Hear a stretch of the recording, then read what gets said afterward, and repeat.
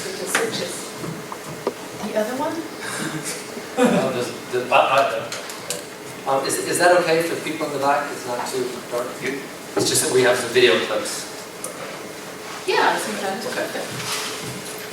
Thank you very much. My name is David Slater, and I appreciate being included in the program today.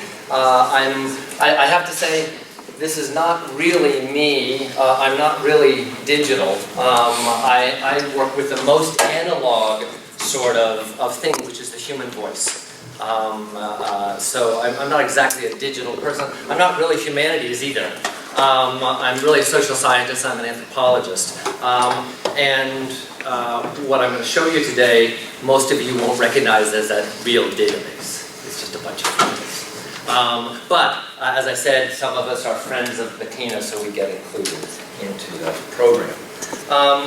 I'm going to go through today the history of this archive, the one that I've been working on, the contents, the uses of the archive, and the future, if any, of our archive. Basically, our archive is composed of video, oral, narrative interviews of people in the affected areas up through Tohoku. It didn't actually, as you'll see, that the history is such that you kind of see, because of the history, how our project ended up in kind of, if we had to do it again, we would have thought it through differently. But the archive that we have today is really an afterthought. It's an afterthought of collecting all of that is, collecting that which is left over after our other activities, which is mostly volunteering. It started in 2011, and like most of you who were here, the first thought after 2011 is, what do I do? And the answer was not, oh, let's collect data. The answer, of course, was, let's volunteer. Let's see what we can do to help. And this is how the project started, with students and some colleagues as well. There was a huge outpouring of student interest. The students wanted to go up. Slowly, Sophia realized that they had to do something, and we dragged them up and got their support. But this was where we were starting. We had been working from April, May, June, July. It was about the summer, and we were up in an area in Minamisaruku, and an old woman. We were cleaning out the mud out of an old woman's house, and she had been watching us. Usually it takes 3 or 4 days to work on a house, given the tools that we had, and she had been watching us for 2 or 3 days. And on the 4th day, she goes, she was a little old woman like this, "Oi, come over here, and bring those cameras too." Because she saw that we had cameras, because we had to document what we were doing to show it to the university to get our compensation for our travel. She says, "Bring your cameras over here, because I have something to tell you. I have a story for you." And this first story lasted about 3 days. She felt that she was not being heard by the mass media, and her government was not interested in hearing what she had to say. And she saw this ragtag bunch of students. Our students, I teach in an international department, so it's a bunch of kikokushijo, of gaijin, of strange Japanese, speaking English all the time, but nevertheless, somehow she thought that maybe we would be a conduit to tell a story beyond her particular immediate situation, because other people were not so interested in hearing. This was a kind of a turning point for us, because we realized that part of what we were doing, cleaning the houses through volunteering, was a form of contribution, but there was another form of contribution that we were actually trained to do. We were trained ethnographers, we were trained interviewers. We hadn't intended to do that, but going up, we saw that maybe that can be a contribution as well. And we started recalibrating what we were supposed to do and what we were trying to do. We had to put down our tools and start listening and learning how to listen. Listening to people in a disaster context is a very different sort of thing. Interviews are very irregular, the place, the time, everything is not the controlled context that we have been trained for. But at the same time, people were really wanting to talk to us. Wanting to talk to us more than having us clean out their house, which was kind of surprising.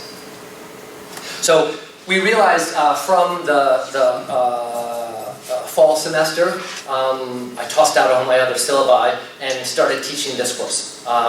And this was going to have to be another kind of course, a course that was learning how to listen to the people's stories while we're going up there. This kind of came to be known by us as nama no koe, what they wanted to tell. This is an unusual situation. It's not just practice, but research as well.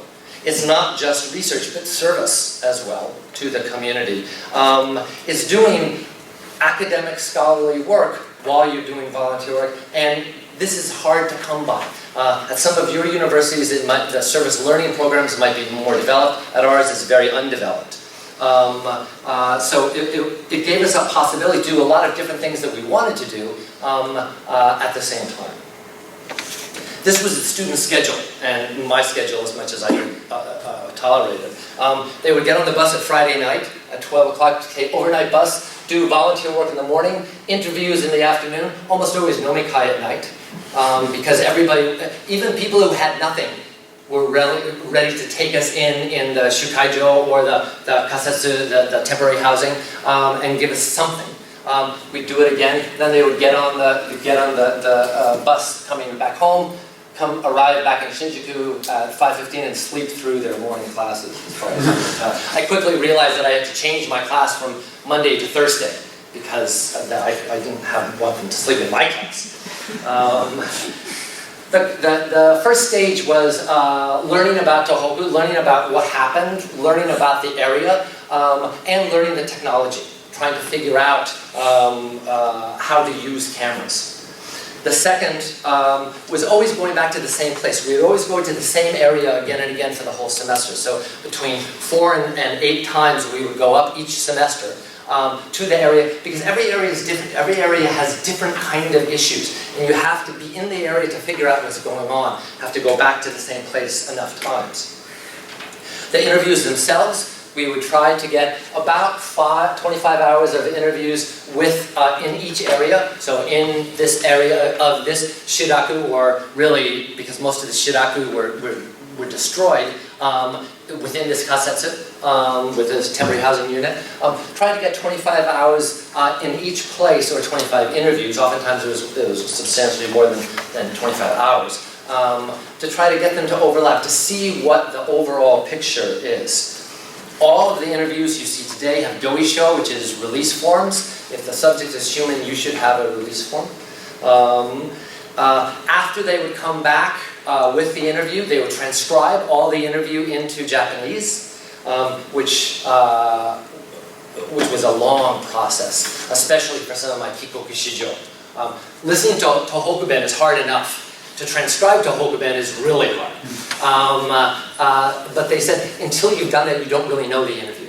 You don't know what happened until you've actually transcribed the interview. From there, we went and did coding, thematic coding, to figure out where the echoes are. And then we do indexing across different interviews within the same community to figure out who was talking about the same things in different ways. Themes ended up emerging. This is the Minami Sandaku, I think. Yeah, and these kinds of things were the things that people were all concerned about. Obviously, each individual interview is different, but we were also trying to figure out the overlap. At this point, 2013, we had hundreds of hours and 4,000 hours of student volunteering work, which was far more than our volunteer center was really ready for. But the question came up, where are we going to go at that point? This was a very interesting and unique time. This was a time when we had a national crisis that students could see that they could contribute in a national kind of way. They wanted to spend this time to do this transcription and go up all those times. It's different from most of, of course our students are like that, but I've seen some students just sitting K-tie and sleeping in their classes. I'm sure ours aren't like that. But somehow, suddenly, they wanted to do this work, and this was a very exciting time. Let me show you one of the interviews, one of the early interviews this is just a clip from Rikuzen Takata. He was the last man standing, which meant he was the head of the shiraku, what was left of the shiraku. He said, because I was the oldest male who didn't die. And by default, he becomes the head of the shiraku. Let's just listen to him. He's talking about senseis and Tokyo senseis. 正直いろんな大学の先生からいろんな企業の専門家から陸前高田さんの貢献に関わるっていうのを市の方がいっぱいもらってるんだけど、その人たちは陸前高田市民のことをどれくらい分かって言ってるのかなっていうのは非常に疑問で、陸前高田市に数字上記録上こういう作業があったっていうのは分かってるはずなんだけど、で市民はその中で何が好きで、なぜ陸前高田からここまで津波にやられても離れようとしないのか、それを考えて企画を上げた大学企業もどれくらいあるのかなっていうと、正直俺何件か見せてもらってるんだけど、正直疑問で。So at this point, he's talking about professors who are not here and pushing back a little bit against them. Because at that point in 2011, it was just flooded with people coming up and telling the locals how to handle their situation. So he was distancing himself, but he was also pushing back a little bit on us. He was also warning us, don't think you know what's going on, because you don't really know what's going on. This was a very influential and kind of tense interview early. Because he didn't quite know who we were and what our motives were. This kind of alerted us to we need to be able to be very careful about the larger project that we're involved here.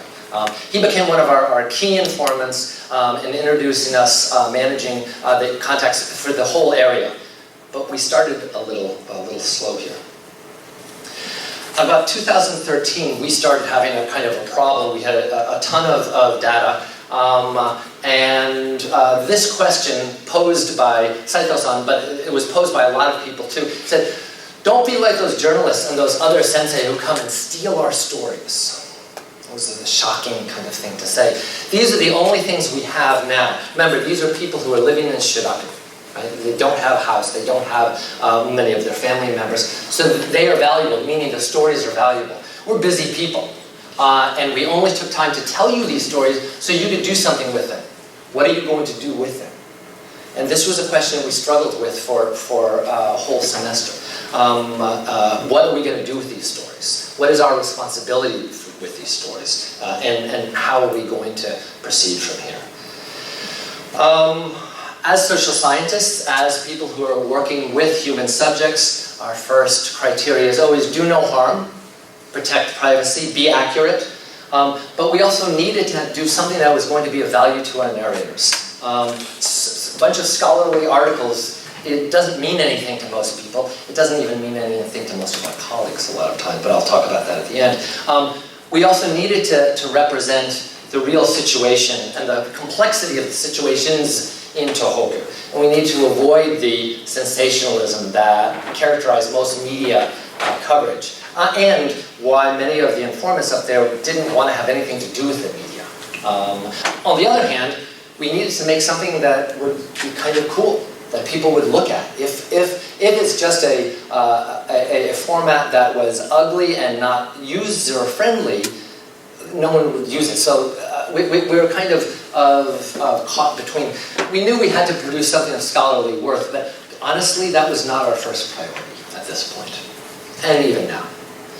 The challenges were lack of digital sophistication, small budgets, long, rambly interviews that were so context-specific. Right? Unless you knew what was going on in the area, it was hard to untangle some of those interviews. And much of the material was sensitive material.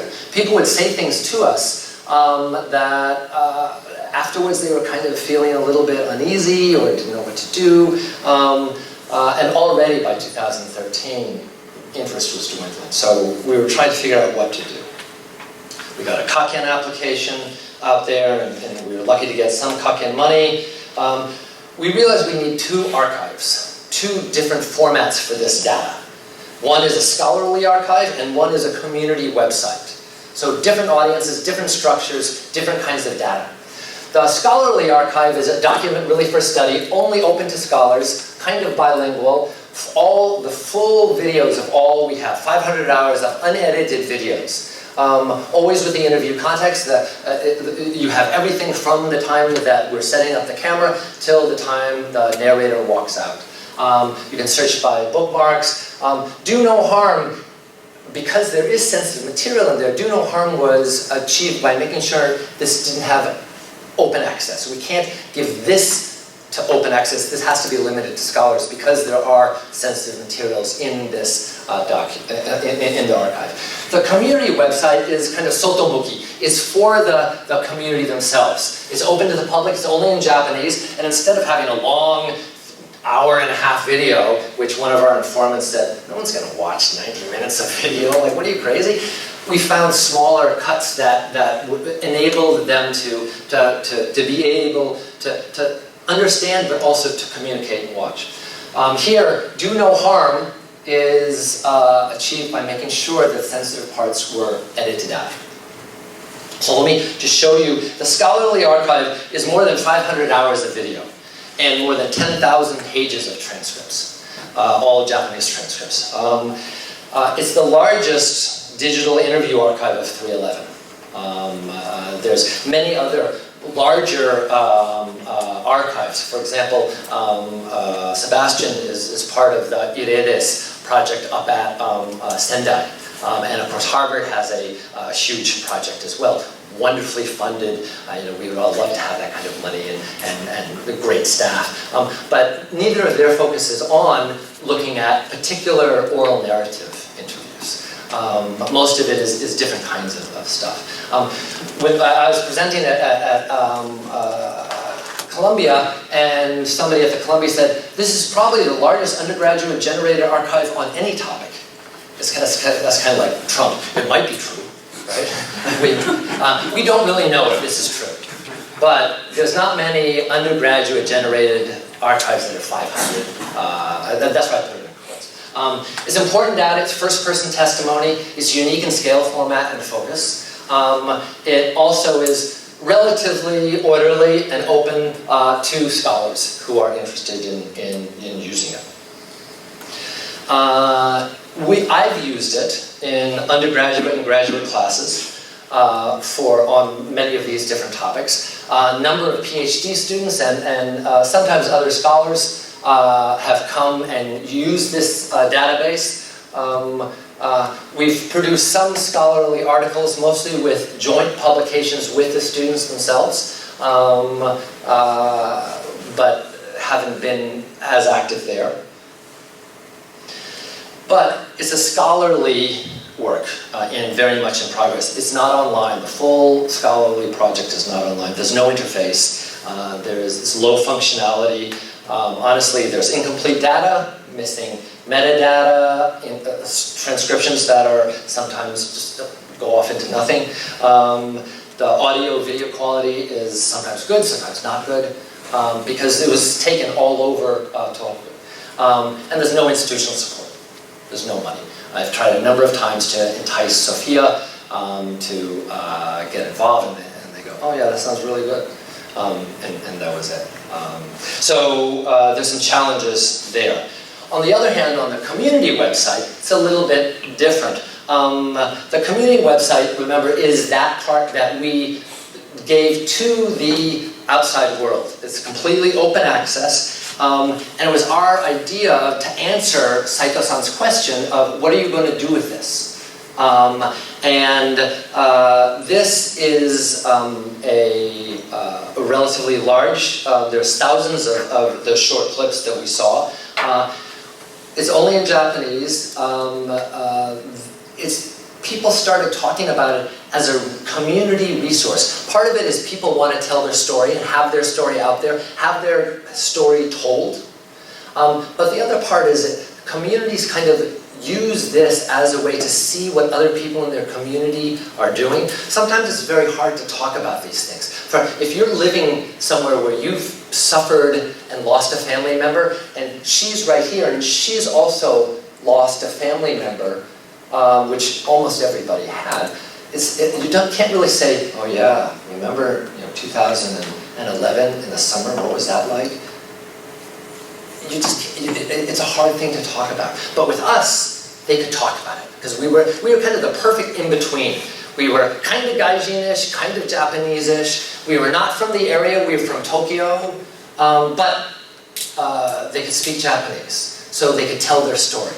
So we were useful in that particular kind of way. But this particular archive is designed really not scholarly purpose, but to let people have a say and see what other people are thinking about. The hardest part, when we would edit the short clips, then we would go back to the narrators and say, do you want to use this clip? Do you want to use this clip? Right? Hugely, in retrospect, it was probably a mistake, because it's so time-consuming.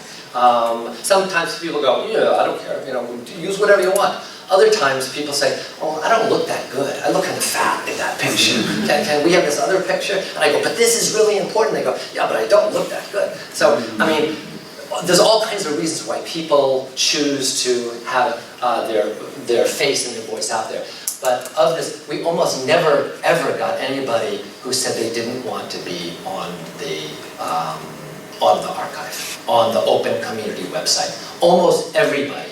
Really 99.9%. A few people after the fact looked at it and said, what I said in 2011, now in 2013, I don't feel that way anymore.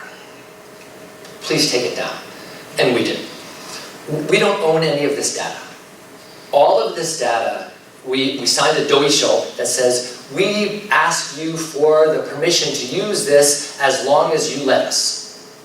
And if they change their mind, we cut it off. We change their mind again, we put it back on, which we've done. But it's not that we own this, we're just renting it. We're being allowed by them to use it for the time being. Which makes it a little bit of instability. But, so here's the site. As you can see, this is not cool. It's got a cool, sticky website. These are some of the communities that we were working on. These are some of the thematic tags. You can click on the tags and go into all of the short clips that are listed as community, or you can go through the communities themselves. This is Otsuchi, I think. Yeah. So once you click on each of these people, then there'll be 3 or 4 or 5 clips from them with the Japanese transcription after it. And then they're coded thematically there, giving you a kind of idea of what is happening. And then you go into here. This is a man who is helping some of the shrines and temples collect ashes. A lot of times, what are you going to do with ashes when you can't locate them anymore and all the records are gone? So it was kind of an emotional interview. The data is very heterogeneous. There's all kinds of different settings, different people, different questions. We had one man who really, he lost his boat. And so he really wanted to have his interview in front of the ocean. And so we're saying, well, that's really hard. He says, but it's a quiet day today, so it's okay. Right? So we set it up. What we didn't notice is between the camera and the ocean was a road. And so they keep having these big trucks going by in the middle of our interview. And we said, we can't, he said, but this is where I want to have it. So that's where we had the interview. So some of the conditions are good, some of them are not so good, the lighting.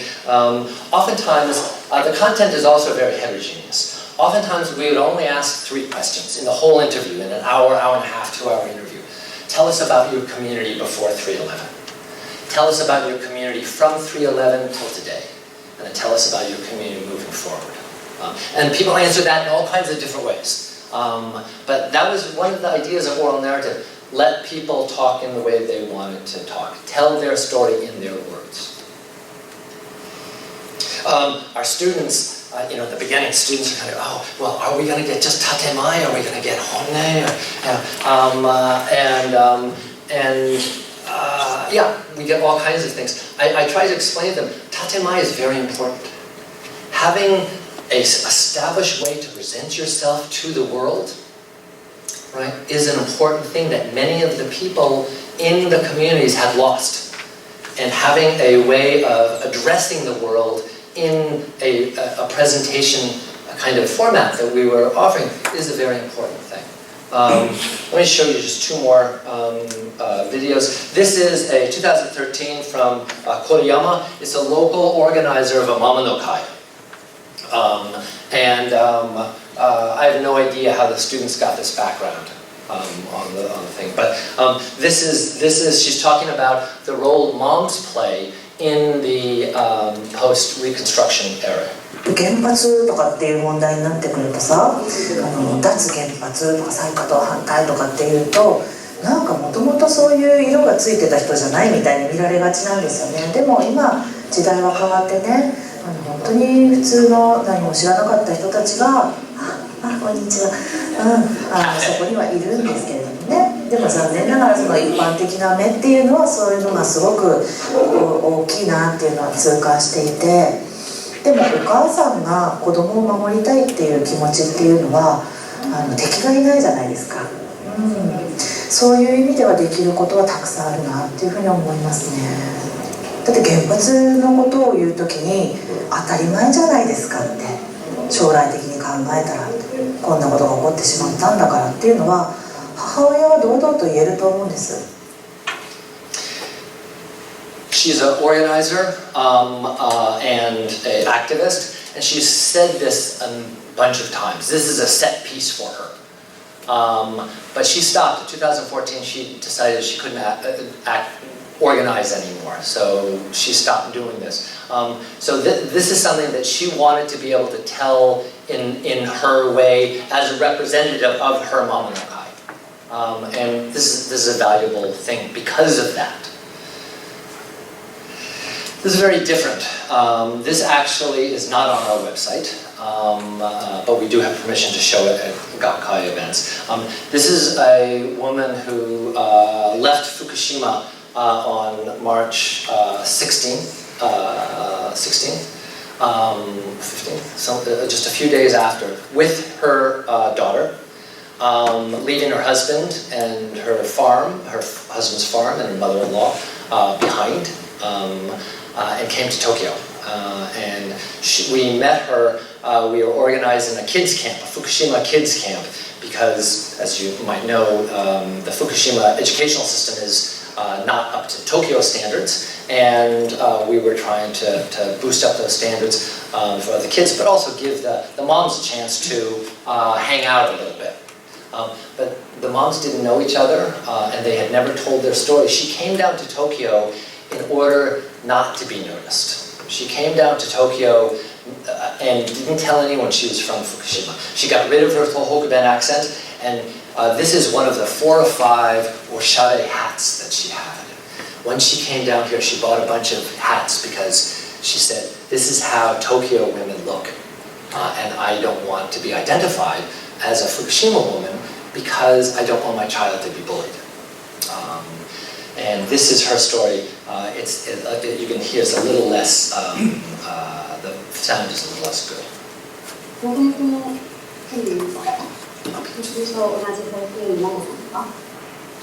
にはあまりなんか自分から今までみたいな積極性が出ないんです。なんだ多分自分が